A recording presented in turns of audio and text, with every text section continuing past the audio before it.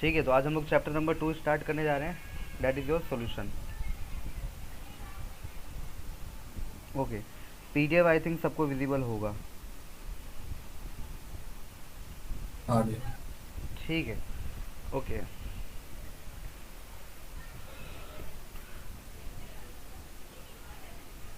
चलिए, तो यहाँ पे सॉल्यूशन जो है एक्चुअली में तुम लोग को मालूम है कि सॉल्यूशन सोल्यूट प्लस सॉल्वेंट होता है, राइट। मतलब सोल्यूट और सॉल्वेंट को मिलाते हैं तो सॉल्यूशन बन जाता है। तो अब तो सॉल्यूशन बहुत तरीके के होते हैं ना। सॉल्यूशन क्या है? मिक्सचर है ना। जब दो या दो से ज़्यादा, है ना, नॉन रिएक्टिंग केमिकली सब्सटेंस आपस में रिएक्ट करते हैं, या ये कह लो कि मिक्स होते हैं, तो हमारा मिक्सचर तैयार हो जाता है ना। तो a solution is a homogeneous mixture of two or more chemically non reacting substances whose composition can be varied within certain limit, है ना। अब दो केमिकल आप मिला रहे हो तो दोनों की जो कंपोजिशन है, कंसंट्रेशन है, वो वेरी कर सकती है भाई। एक की कंसंट्रेशन ज़्यादा होगी और एक की क्या होगी, कम होगी। तो सोल्यूशन में मेनली यही होता है। आप शरबत बनाते हो तो क्या होता है, पानी की कंसंट्रेशन ज़्यादा होती है, उसके कंपेयर में आपके जो चीनी है उसकी कंसंट्रेशन क्या होती है भाई, कम होती है, राइट। तो ज़रूरी नहीं है हम सिर्फ दो ही कंपोनेंट मिलाएं, दो से ज़्यादा भी मिला सकते हैं, राइट। तो हमारे पास सोल्यूशन भी दो तरीके के होते हैं, हेट्रोजीनस मिक्सचर और होमोजीनस मिक्सचर। अब हेट्रो होमो तुम लोग पर क्या आ चुके हो। होमोजीनस मिक्सचर जिसमें क्या होंगे कि सारे के सारे कंपोनेंट क्या होंगे, यूनिफॉर्म कंपोजिशन में क्या हो जाएंगे भाई, घुल जाएंगे। इस तरीके से घुलेंगे, इस तरीके से डिजॉल्व हो जाएंगे कि उनको पहचानना मुश्किल हो जाएगा, उनको डिफ्रेंशिएट करना मुश्किल हो जाएगा, है ना, एनालिसिस करना नमक मुश्किल हो जाएगा। नमक और पानी। हाँ, नमक और पानी जैसे कि आप ले लो ना, आपको वाटर शुगर सबसे बढ़िया एग्जाम्पल है ना। एक बार चीनी घुल गया तो फिर तुम पता नहीं कर पाओगे कि चीनी कहाँ है और पानी कहाँ है, फिर तो शरबत ही बन जाएगा वो। लेकिन अगर मैं मिट्टी डाल दूँ पानी में और घोल दूँ पता तो चलेगा। पता चल जाएगा। मिट्टी थोड़ी देर बाद क्या हो जाएगा, सेटल डाउन हो जाता है ना। तो सबसे बेस्ट एग्जांपल मैंने यहाँ पर दिया है। वैसे मैं तुमको पढ़ा के आ चुका हूँ क्लास 11 में, तो यहाँ पे ज़्यादा टाइम वेस्ट करने की जरूरत नहीं है ना। होमोजीनियस हेट्रोजीनियस चैप्टर 1 में ही पढ़ा दिया था मैंने, राइट। ओके, फोल्ड करना पड़ेगा थोड़ा लैपटॉप।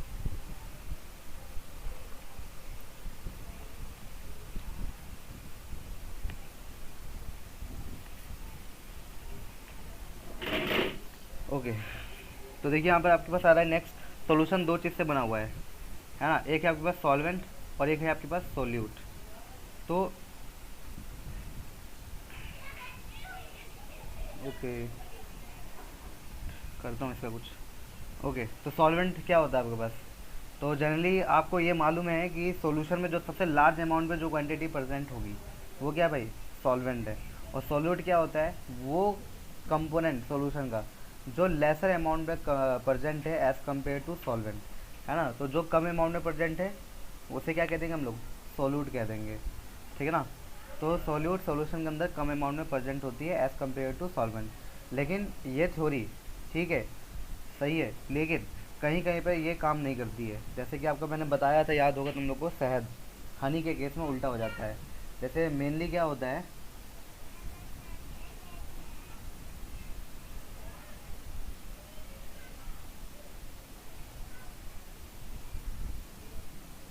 हाँ, तो मेनली तुम लोगों ने देखा कि तुम्हारे पास कोई सॉल्यूशन है,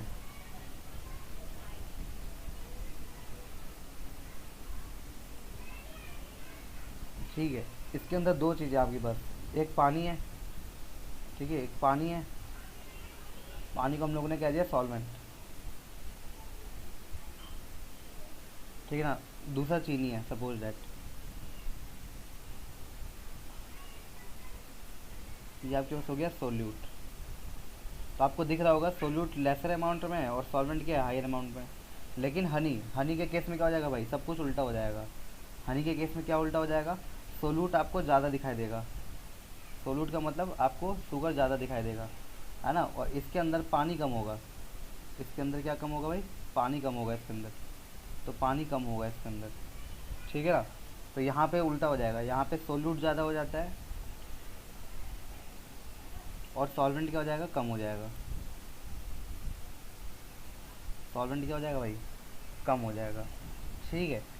तो ये जो चीज़ है ठीक है, सही है, लेकिन ये चीज़ हनी के केस में, किसके केस में, हनी के केस में एक्सेप्टेड नहीं है। उसके केस में उल्टा हो जाता है। इतनी बात क्लियर होगी तुम लोगों को। ये चीज़ मैंने क्लास 11 में भी पढ़ाया था तुम लोगों को, ठीक है। ओके, अब नेक्स्ट आपके पास टाइप्स ऑफ सॉल्यूशन, है ना। और सॉल्यूशन में तो सॉल्यूट होगा और सॉल्वेंट होगा, तो हमें ये देखना है कि किस टाइप के सॉल्यूशन में किस टाइप का सॉल्यूट और सॉल्वेंट होता है और उसके मोर कॉमन एग्जांपल क्या क्या है, राइट। तो पहला आ रहा है हमारे पास गैसियस सॉल्यूशन, ठीक है ना। मतलब उसका मिक्सचर जो होगा सॉल्यूशन का वो किस फॉर्म में होगा भाई, गैस की फॉर्म में होगा।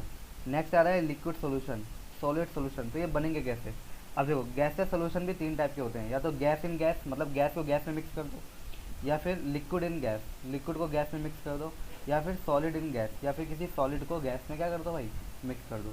तो गैस को गैस में मिक्स करना है, जैसे ऑक्सीजन को यहाँ पे दिखाई दे रहा होगा तुमको, ऑक्सीजन को किसमें मिक्स किया है भाई, हमने नाइट्रोजन गैस में मिक्स किया है, राइट। ऑक्सीजन को नाइट्रोजन गैस में मिक्स कर देंगे तो हमारे पास नाइट्रोजन ऑक्सीजन का क्या बन जाएगा भाई, मिक्सचर बन जाएगा।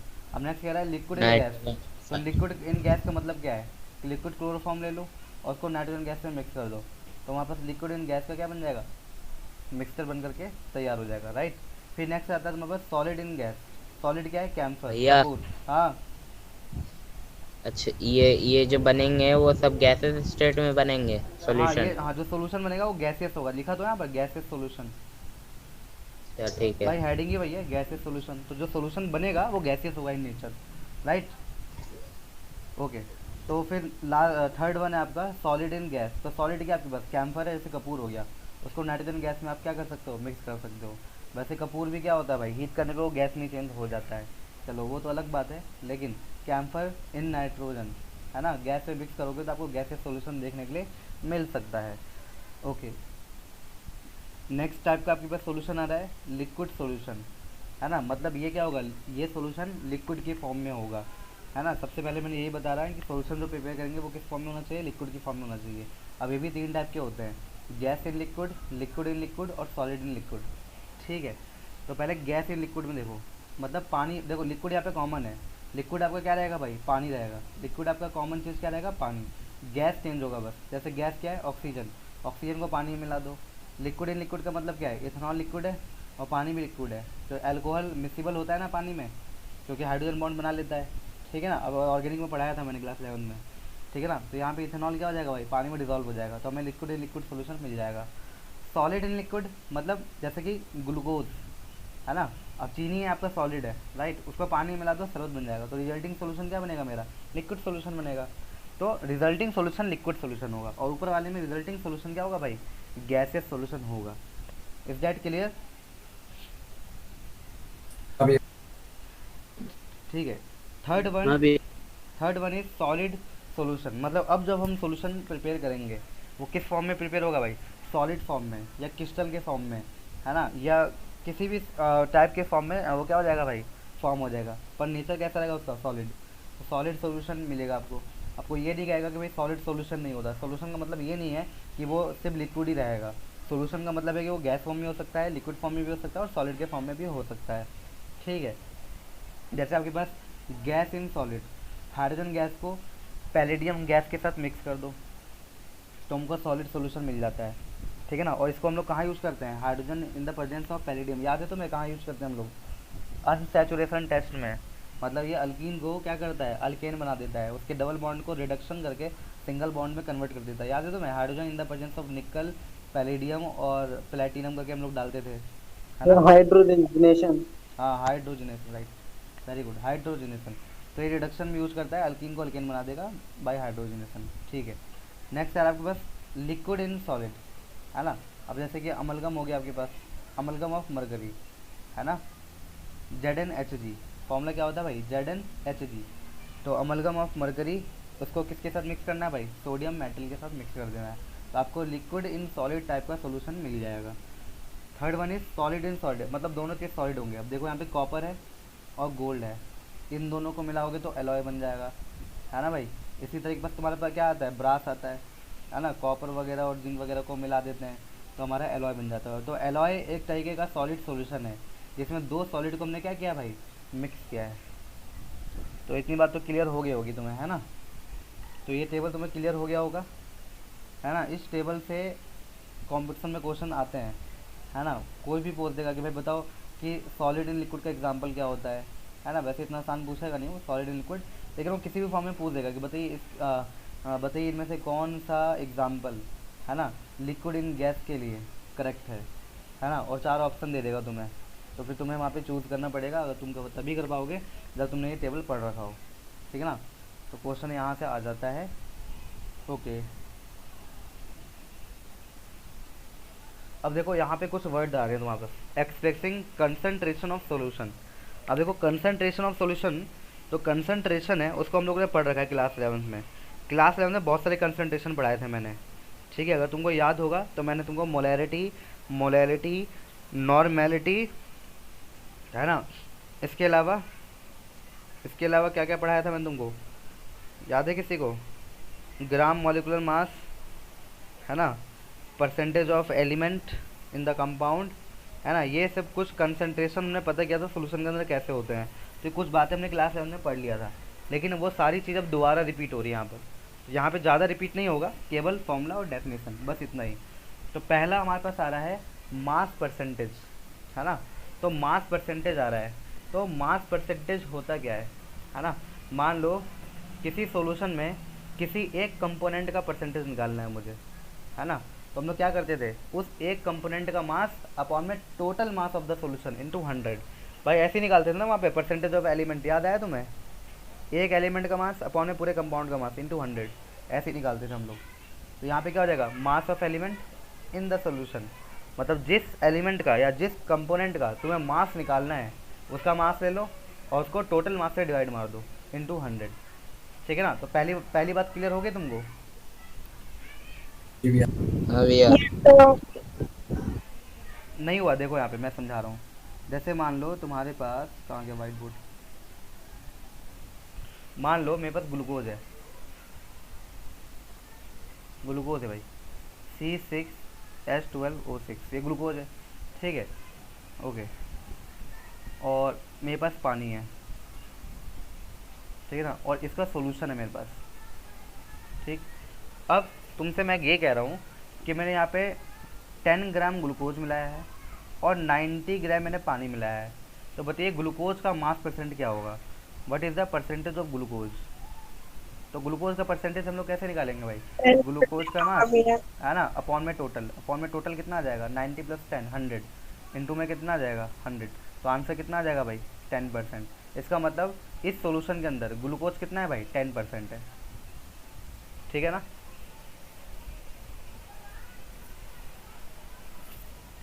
ठीक है ना भाई, समझ में आया ना तुमको?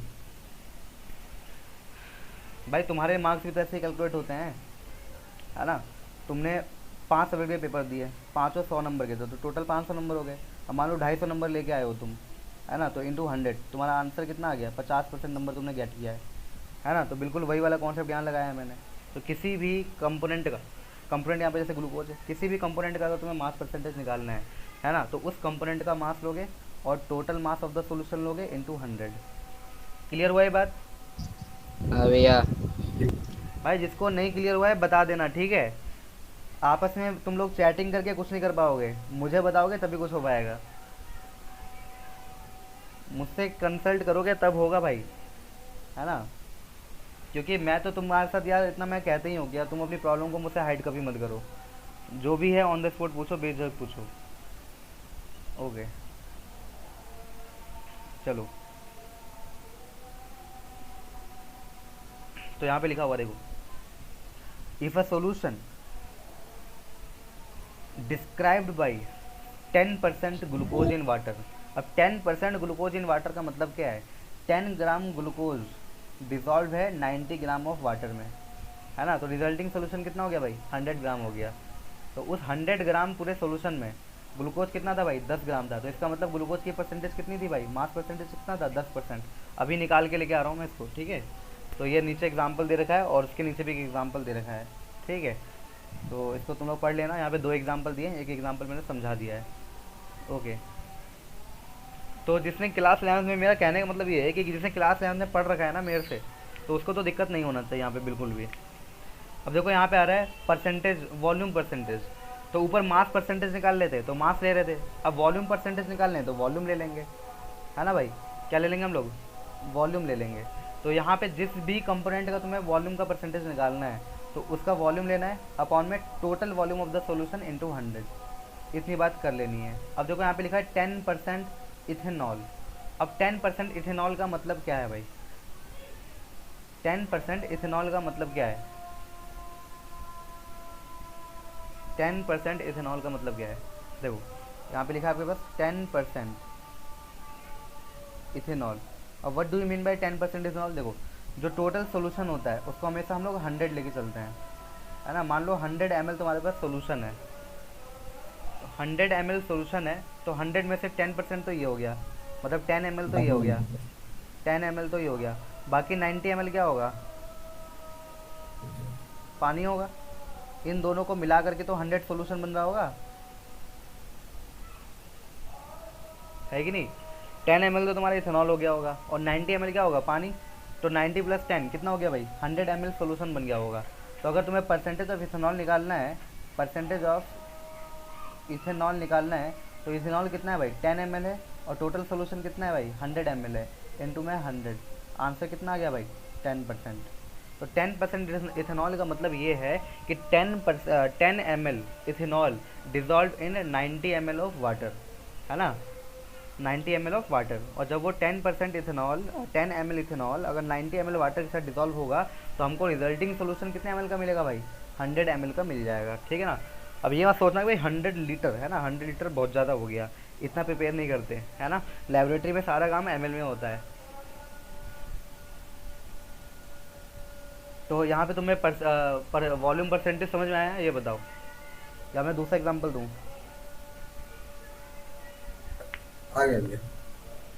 ठीक है, ज़्यादा तेज़ तो नहीं भाग रहा ना मैं? रोक देना ना अगर ना भैया, ज़्यादा स्पीड में पढ़ा हुआ पढ़ा रहा है। हूँ तो बता। ठीक है, तो देखो यहाँ पे लिखा हुआ है 10% इथेनॉल, है ना, ethanol sodium in water means 10% ethanol dissolve in water such that total volume of the solution 100 ml। ये सोडियम गलती से लिखा गया यहाँ पर, ठीक है ना, यहाँ पे सोडियम नहीं आएगा, ठीक है ना। 10% इथेनॉल इन वाटर का मतलब है कि 10 ml इथेनॉल डिजॉल्व है 90 ml वाटर में, ठीक है ना। तो रिजल्टिंग सोल्यूशन हमारा कितने का होगा भाई? 100 ml का होगा। तो इससे बढ़िया तो मैंने तुम्हें वहाँ करके दिखा दिया है कैसे होगा। दूसरा एग्जाम्पल दे रखा है 35% volume by volume solution of ethylene glycol, है ना। तो 35% इथाइलिन ग्लाइकोल का मतलब क्या है भाई? 35 ml ग्लाइकोल, है ना, प्रेजेंट होगा किस में? 65 ml पानी में, ठीक है ना। 35 ml इथेनॉल है, इथाइलिन ग्लाइकोल है, तो बाकी बच गया वो क्या होगा भाई? पानी होगा, ठीक है ना। तो बात ध्यान रखना है। अच्छा, इथाइलिन ग्लाइकोल एंटी फ्रीज की तरह काम करता है ना। Anti freeze is use in cars for cooling the engine. तो जैसे कि हमारा इंजन क्या होता है, बहुत ज़्यादा वर्क करते करते वो बहुत ज़्यादा गर्म हो जाता है।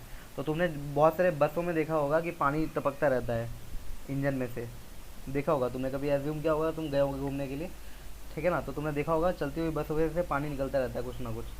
तो अगर एसी वाली हाँ भैया। बस होती है तो लोग क्या देते हैं एसी का पानी है, लेकिन नॉन, हाँ एसी वाली में से निकल जाता है, लेकिन नॉन एसी में से भी निकलता है, बट क्योंकि वो नॉन एसी है तो उसमें ज़्यादा तुम्हें दिखाई नहीं देता, लेकिन निकलता ज़रूर है, ठीक है ना। तो इथाइलिन ग्लाइकोल क्या करता है, जो इंजन गर्म हो जाता है ना, उसको कूलिंग का काम करता है, ठीक है। At this concentration the anti freeze lower the freezing point of water, है ना।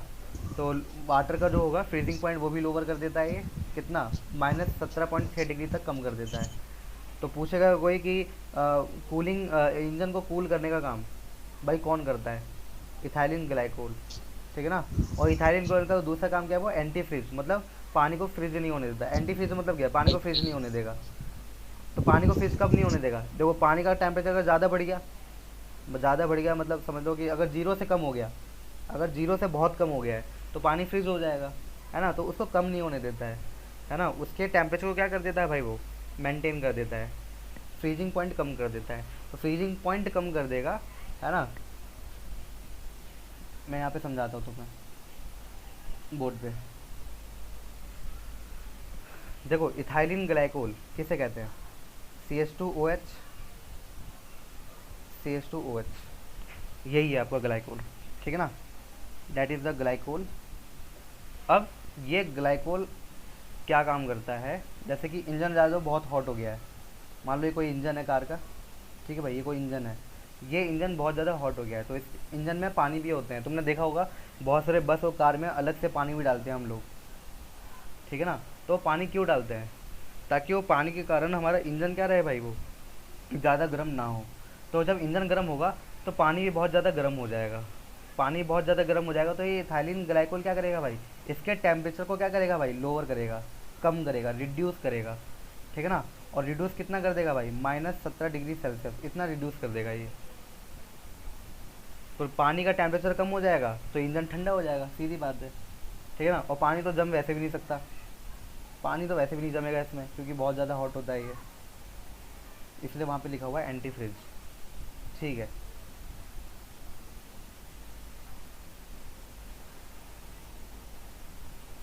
नेक्स्ट आ रहा है तुम्हारे पास मास बाय वॉल्यूम, है ना। मतलब इसका मतलब है कि किसी कंपोनेंट का कितना mass total volume of the solution में प्रेजेंट है।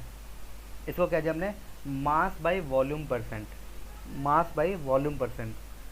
तो ये एक अलग टर्म आ गया हमारे पास, है ना, जो ज़्यादातर फार्मा मेडिकल में यूज़ किया जाता है, फार्माक्यूटिकल इंडस्ट्री में यूज़ किया जाता है मेडिसिन को प्रिपेयर करने के लिए। तो मेडिसिन को प्रिपेयर करने के लिए हम लोग क्या करते हैं भाई, किसी सॉल्यूशन के कंपोनेंट को, है ना, लेते हैं, ग्राम की फॉर्म में ले लेंगे, है ना, और उसको किसी सॉल्यूशन में क्या कर देते हैं, मिक्स कर देते हैं। तो आप भाई सॉलिड सामान लोगे और लिक्विड में मिक्स कर दोगे, तो इसलिए ऊपर रखा है मैंने वेट और नीचे रखा है मैंने वॉल्यूम, है ना। तो इसको हमने कह दिया मास बाय वॉल्यूम। तो mass by volume is the another unit which is commonly use in medicine और pharmacy is mass by volume percentage, it is the mass of solute dissolve in 100 ml of the solution, है ना। अब देखो मैं यहाँ पे कह रहा हूँ, मान लो सपोज दैट मैंने यहाँ पे कह दिया कि NaCl है, NaCl तो सॉल्यूट हो गया आपके पास, है ना। ओके, मैंने कहा NaCl का मेरे पास 10% मास बाय वॉल्यूम है। तो 10% मास बाय वॉल्यूम का मतलब क्या है, 10% मास बाय वॉल्यूम का मतलब क्या है ना। तो इसका मतलब कि मेरे पास 10 ग्राम NaCl होगा और वो 100 ml सॉल्यूशन के अंदर क्या होगा भाई, प्रेजेंट होगा।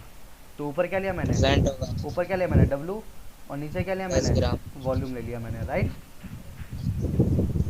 तो अगर मैं ऐसा ले रहा हूँ तो मैं कह दूंगा मास बाई वॉल्यूम, और इसका परसेंटेज निकाल लूँगा तो हो जाएगा मास बाई वॉल्यूम परसेंट, ठीक है।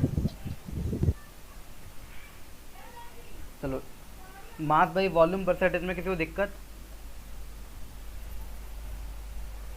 एक बार और समझा दो। मास बाई वॉल्यूम, हाँ ठीक है। मैं दूसरा एग्जांपल ले लेता हूँ, माइक बंद कर लो अपना। जैसे कि मैंने तुमको कह दिया है, कोई सॉल्ट ले लिया मैंने, जैसे मैंने ये ले लिया K4FeCN6 होल ट्वाइस, ठीक है, ठीक है।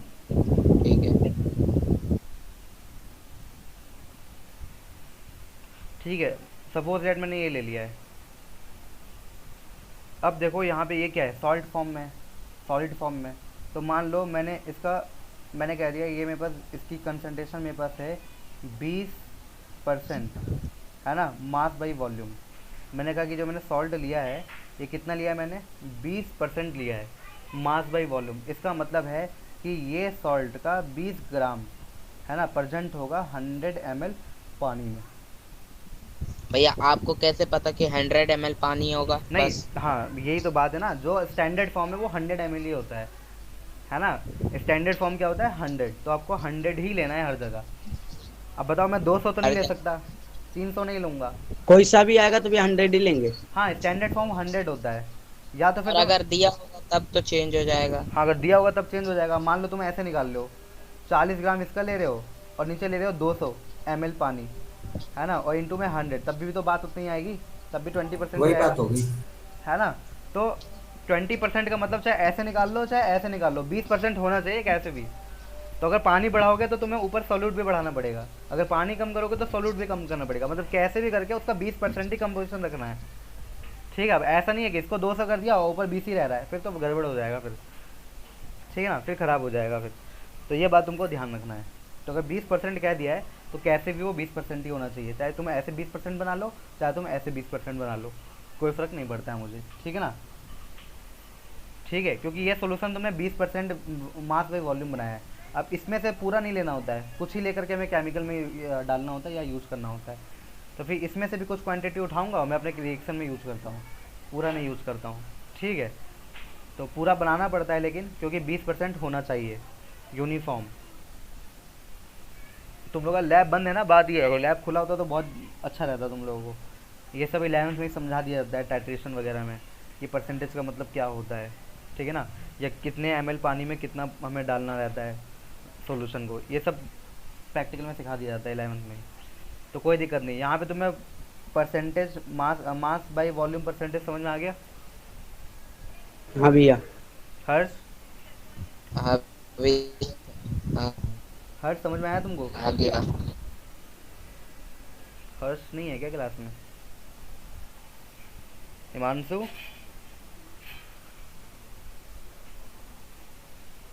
पता नहीं यार, आधे बच्चे बोलते ही नहीं। चलो देखो, नेक्स्ट आ रहा है तुम्हारे पास पार्ट्स पर मिलियन, ठीक है ना, पार्ट्स पर मिलियन। अब इसका क्या मतलब है, पार्ट्स पर मिलियन, इसको इन शॉर्ट हम लोग ppm, है ना, ppm के फॉर्म में भी हम लोग इसको रिप्रेजेंट करते हैं, ठीक है।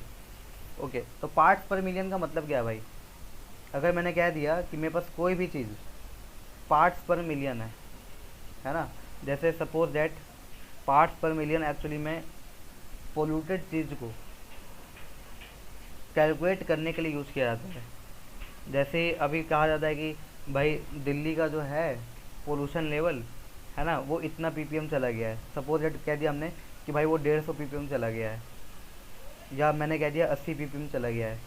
तो 80 ppm अगर पोल्यूशन चल गया है तो इसका मतलब क्या है, पोल्यूशन क्या होता है भाई, पर्टिकुलेट मैटर होता है, मतलब कुछ डस्ट होंगे हमारे एयर में, उस डस्ट को मैंने क्या कह दिया भाई, पर्टिकुलेट मैटर कह दिया है। तो मैंने कह दिया वो पर्टिकुलेट मैटर मेरा 80 पार्ट्स पर मिलियन है ना। तो 80 पार्ट्स पर मिलियन का मतलब क्या हो गया, मतलब 1 मिलियन में 80 पार्ट्स पर मिलियन, है ना। तो इसका मतलब क्या है, देखो यहाँ पे मिलियन के लिए 10 की पावर 6 से मैंने क्या कर रखा है भाई, मल्टीप्लाई कर रखा है, क्योंकि अब मुझे परसेंटेज नहीं निकालना है, मुझे मिलियन निकालना है। तो पार्ट्स पर मिलियन निकालने के लिए आप क्या रखोगे भाई, number of parts of the component, मतलब जिस कंपोनेंट का आपको निकालना है ना, वो कंपोनेंट का नंबर कितना है, जैसे मैंने कह दिया 80, है ना, तो ऊपर लिख दिया आपने 80, ठीक है ना, अपॉन में total number of parts of all the component, है ना। अब देखो हमारे एयर में तो बहुत सारे कंपोनेंट होते हैं, तो सारे कंपोनेंट का टोटल पार्ट का क्या कर दूंगा मैं, टोटल कर दूंगा, सम कर दूंगा, इंटू में 10 की पावर 6, इंटू में क्या हो जाएगा भाई 10 की पावर 6, तो हमारे पास आ जाएगा पार्ट्स पर मिलियन। मैं न्यूमेरिकल करा दूंगा इसके ऊपर। तो मेनली हमारे पास जो ppm है ना, तो मान लो हमारे मान लो यहाँ पे एयर है, इस एयर में हमारे पास A है, B है, C है और D है, ठीक है ना, इतनी चीज़ें आपके पास। तो मान लीजिए आपके पास ये 20 है, ये 40 है, ठीक है ना, ये 20 है और ये भी 20 है, और मुझे ए का परसेंटेज निकालना है कि ए कितना ppm है ना। तो यहाँ पे ए का आ गया कितना, कंसंट्रेशन 20, और टोटल कितना है भाई 100, इंटू में 10 की पावर 6, ये कर दूंगा तो मुझे पता चल जाएगा कि इसका कितना ppm इस एयर में, 2 × 10 का पावर 5। हाँ वो तो दिख रहा है, ठीक है। तो तुम्हें पता चल जाएगा कि ए का कितना ppm इस पूरे ओवरऑल एयर में प्रेजेंट है, राइट, ठीक है ना। तो ये थोड़ा कॉमन एग्जांपल है, बाकी हम न्यूमेरिकल करेंगे तो और ज़्यादा क्लियर हो जाएगा। अभी मैंने बहुत आसान तरीके से समझा रहा हूँ अभी, है ना, इसको समझ जाओगे तो न्यूमेरिकल हो जाएगा। तो ppm में किसी को दिक्कत है भाई, बताओ, साफ साफ मैंने नहीं एग्जांपल भैया। देकर रिप्रेजेंट कर दिया है, ठीक है ना, बेसिक एग्जांपल देकर रिप्रेजेंट कर दिया है, न्यूमेरिकल भी करा दूंगा, इसमें किसी को दिक्कत नहीं होना चाहिए।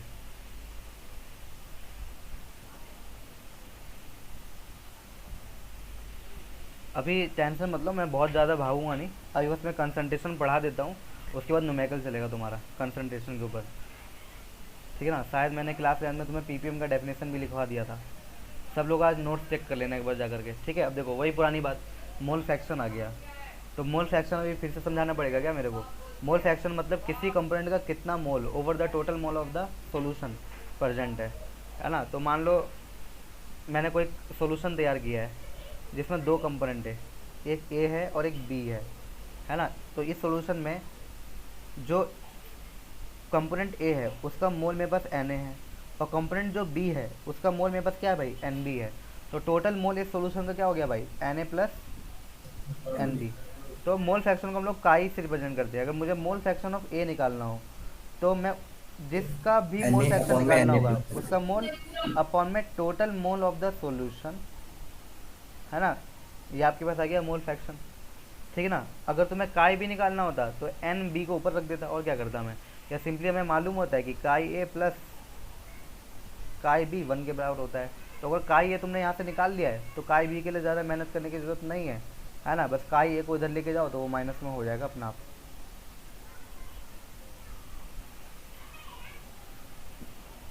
ठीक है ना, कोई नई बात नहीं है ना भाई। नहीं भैया। चलो फिर, तो ये देखो यहाँ पे मैंने लिखा है काई बी इजकल टू 1 माइनस काई ए, तो ये तुमको दिखाई दे रहा होगा। और यहाँ पे दिखा रखा है मैंने कि काई ए प्लस काई बी 1 के बराबर होता है। बाकी ये दोनों फॉर्मूला तो तुमको मैंने पढ़ा दिया है, ठीक है।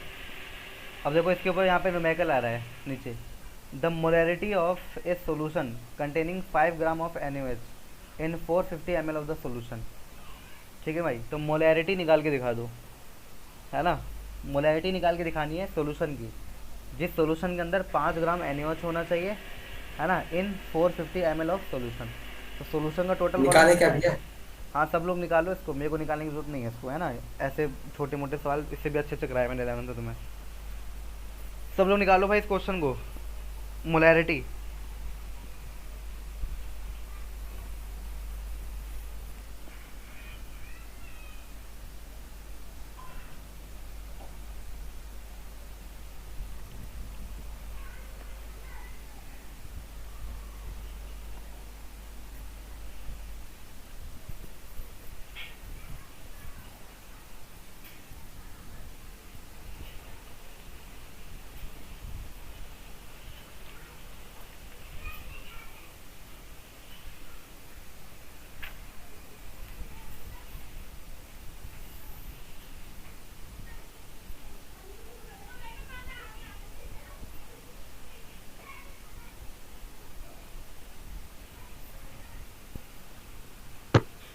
भैया 0.27 है।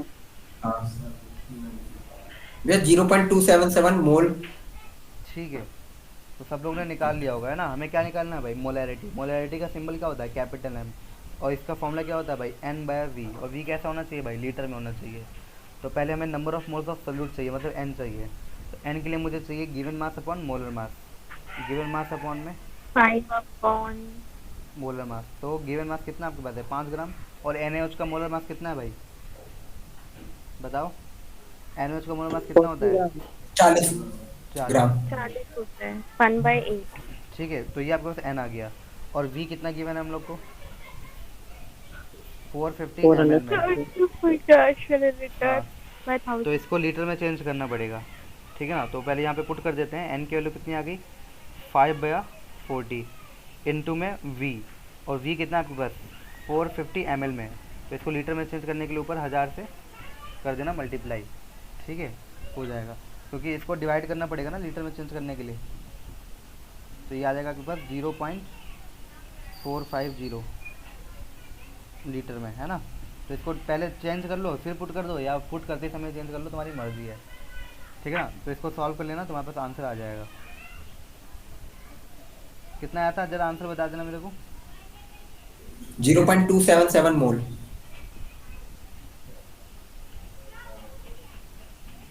ठीक है, दिक्कत यहाँ तक किसी को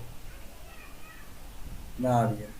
नहीं होनी चाहिए, ठीक है ना, क्योंकि ये सब क्लास 11th का है, अभी 12th वाले पोर्शन पे नहीं पहुँचे हो।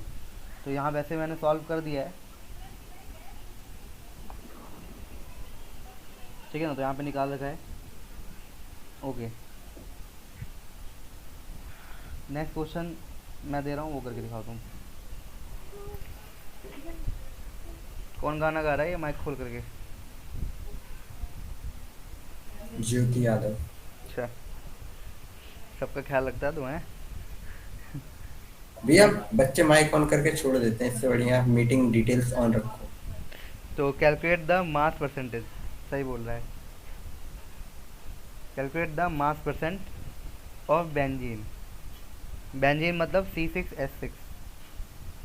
तो बेंजीन का मास परसेंट निकालना है एंड कार्बन टेट्राक्लोराइड का निकालना है। इफ़ यदि 22 gram of benzene is dissolved इन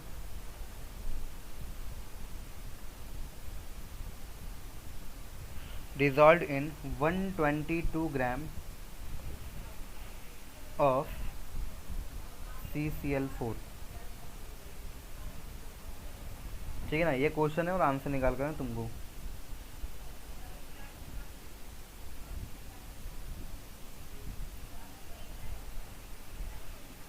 तो मास परसेंटेज तुमको बेंजीन का भी निकालना है और कार्बन टेट्राक्लोराइड का भी निकालना है।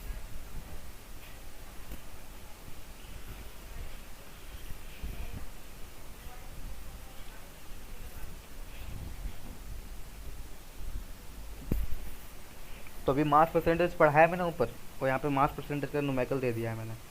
न्यूमेरिकल सबके कराऊंगा मैं, टेंशन मत लो। अभी थ्योरी पढ़ा के आ रहा हूँ मैं, राइट। न्यूमेरिकल सबके कराऊंगा मैं 1 बाय 1।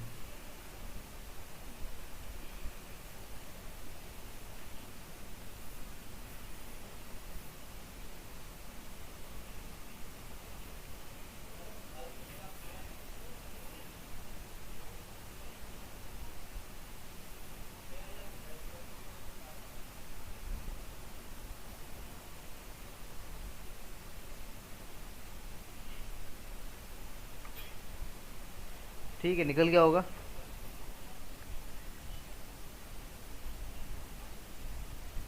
तो मास परसेंटेज ऑफ बेंजीन निकालना है, मतलब C6H6 निकालना है।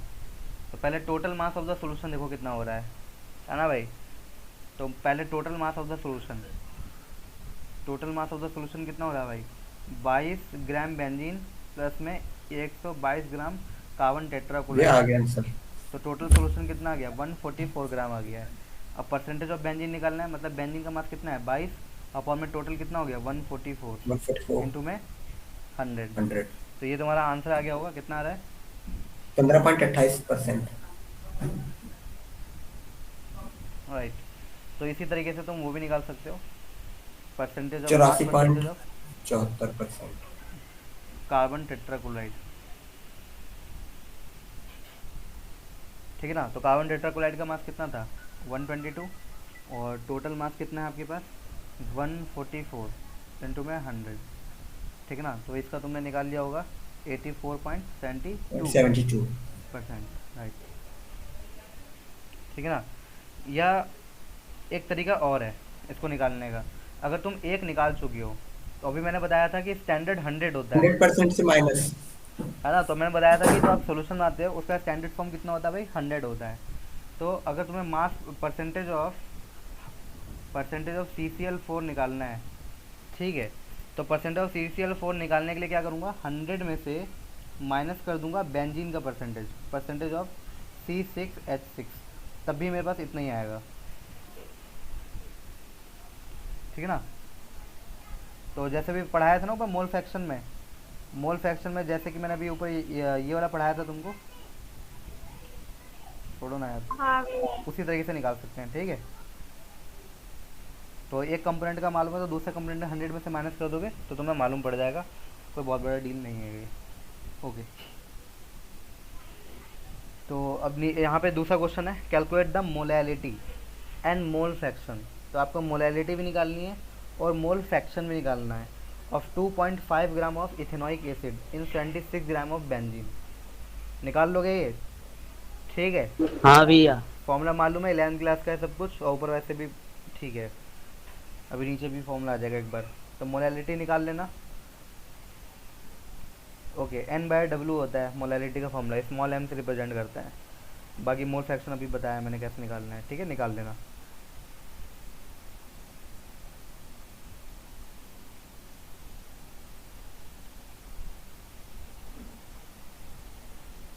ठीक है, अब नेक्स्ट आ रहा है तुम्हारे पास स्ट्रेंथ, है ना। अब स्ट्रेंथ का मतलब क्या है?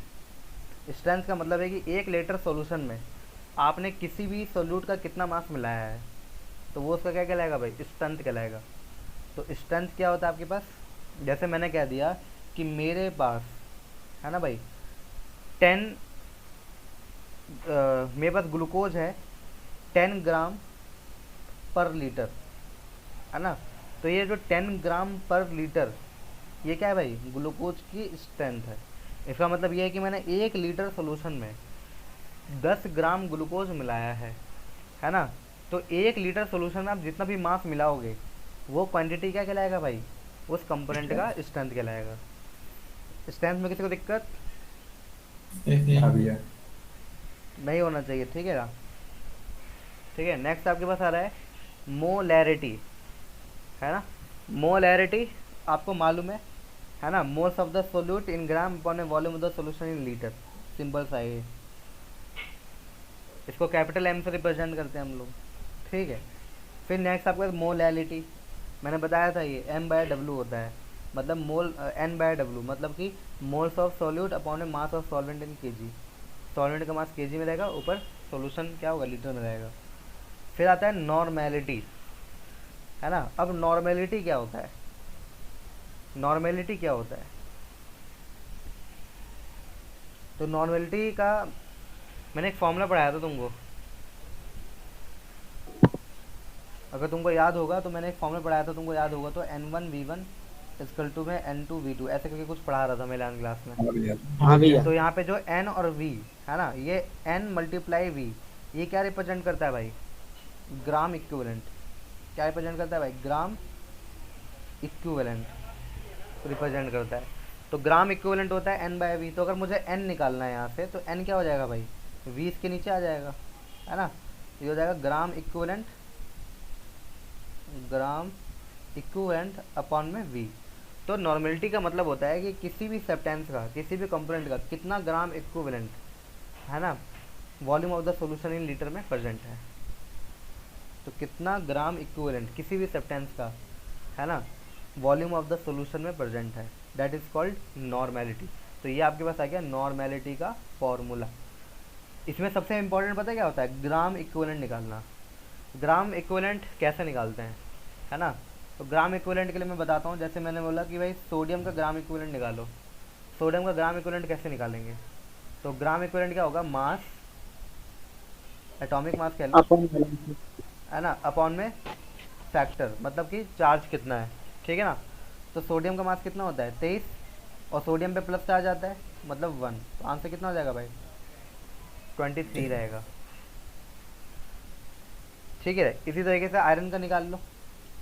अगर मैंने कहा कि आयरन का ग्राम इक्विवेलेंट निकाल के दिखाओ, आयरन का, तो आयरन का मास कितना होता है? 56। आयरन पे जनरल चार्ज कितना होता है?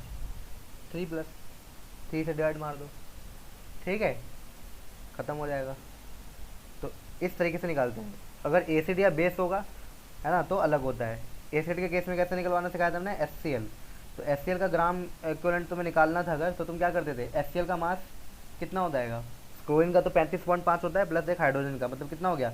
36.5 अपॉन में कितना नंबर ऑफ H+, ये डिस्प्लेस करेगा। तो HCl के पास एक ही H+ है, तो ये एक ही H+ डिस्प्लेस करेगा, जिसको हम लोग बेसिसिटी कहते हैं। क्या कहते हैं? बेसिसिटी। तो ये जो 1 है वो क्या रिप्रेजेंट करता है? बेसिसिटी। तो बेसिसिटी का मतलब है कितने H+ डिस्प्लेस करेगा, ठीक है ना। अगर मैंने कहा कि H2SO4 का निकाल के दिखाओ, तो H2SO4 का मास निकाल लेते थे हम लोग 98, अपॉन में कितना H+ देगा ये भाई? 2 ही हाइड्रोजन है तो 2 ही देगा। तो ये आ गया आपके पास, कितना आ गया भाई? 49। तो ये आपका क्या हो गया? ग्राम इक्विवेलेंट, है ना। अभी कितने वॉल्यूम ऑफ सॉल्यूशन में प्रेजेंट है, उसे डिवाइड मार दूंगा तो क्या जाएगा मेरे पास? नॉर्मेलिटी हो जाएगा, राइट, ठीक है ना। तो ये सब चीज़ें 11th क्लास में पढ़ाया था, अभी दोबारा समराइज करा दिया है मैंने कि भाई ये चीज़ पढ़ाया है मैंने। स्क्रीनशॉट लेना तो ले सकते हो, उसका कोई दिक्कत नहीं है मेरे को। ये गलत चीज़ है यार।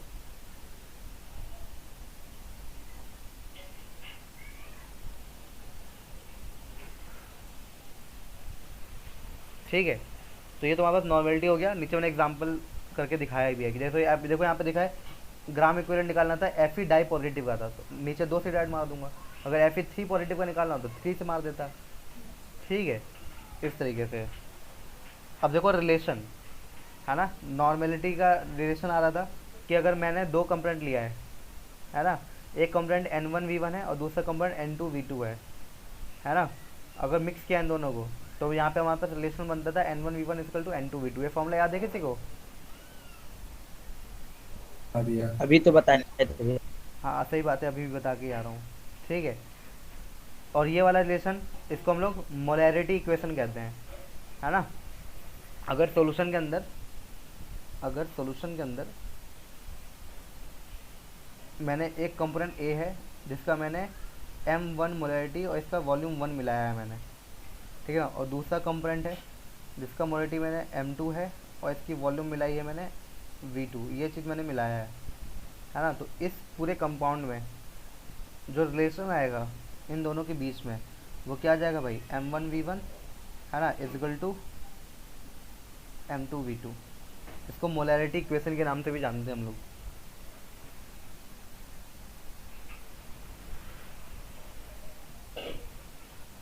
ठीक है, तो ये रिलेशन आ गया। तीसरा इक्वेशन क्या बोलता था आपको? तीसरा इक्वेशन क्या था आपके पास? तीसरा इक्वेशन में ये बता रहा था वो एग्जांपल में, लेट्स एन एग्जांपल कि मान लो आपके पास एक कंटेनर है,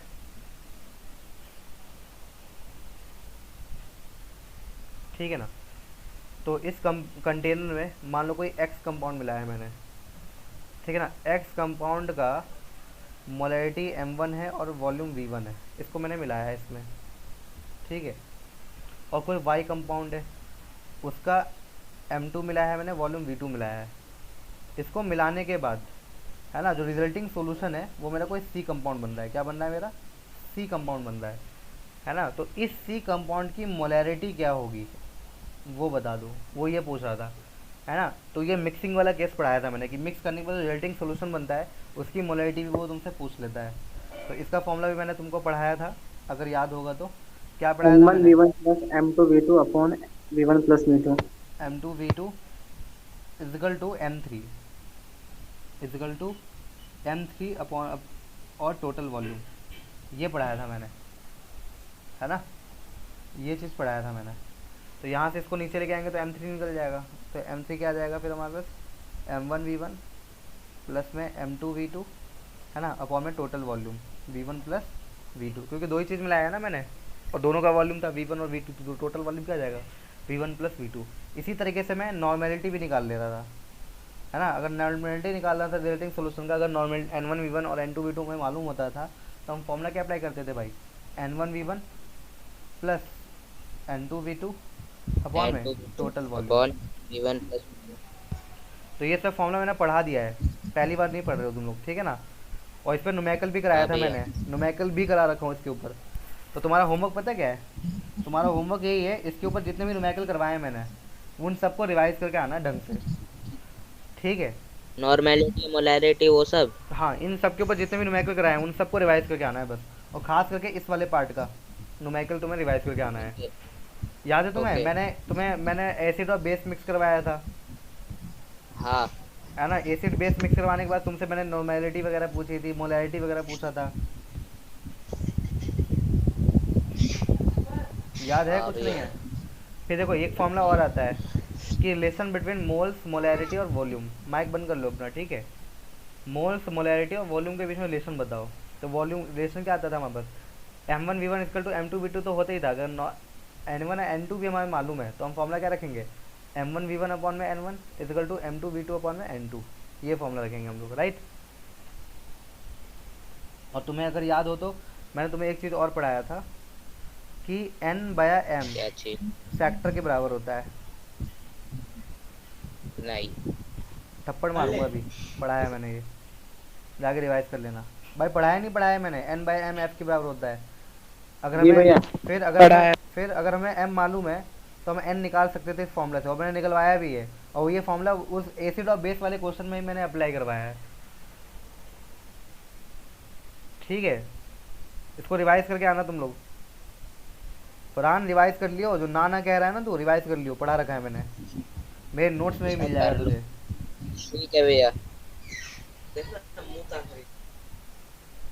रिवाइज करके आना, फिर मैं अगली क्लास में क्वेश्चन करा दूंगा, ठीक है। अब देखो ये सारे फॉर्मूले लिखे हुए हैं, n3 में n1v1 प्लस n2v2 सब पढ़ा दिया है मैंने, ठीक है ना। तो अगली क्लास से नेक्स्ट टॉपिक स्टार्ट करेंगे। ये सब 11th का बेसिक था, तो इसको इंट्रोडक्शन मान लो चैप्टर का, है ना, बेसिक्स है 11th क्लास का ये सारा कुछ। तो मैंने ये तुमको वैसे ही पढ़ा रखा है और यहाँ पे रिवाइज करा दिया है। तो आज तुम्हारा चैप्टर स्टार्ट नहीं हुआ है, आज तुम्हारा क्लास 11th रिवीजन हुआ है, ठीक है भाई। आज तुम्हारा क्लास 11th क्या हुआ है, रिवीजन हो गया है। चलो, कोई दिक्कत यहाँ तक किसी को बताओ? नहीं भैया। नहीं भैया, तो कल तुम्हारी पूछ लेंगे अगर दिक्कत है। हाँ, पहले जिम्मेवारी है तुम्हारी कि रिवीजन करना है, ठीक है ना। अगर तुम रिवीजन नहीं करोगे, सोचोगे भैया से डायरेक्ट पूछ लेंगे, तो फिर फ़ायदा नहीं है, मैं तो बता ही दूंगा।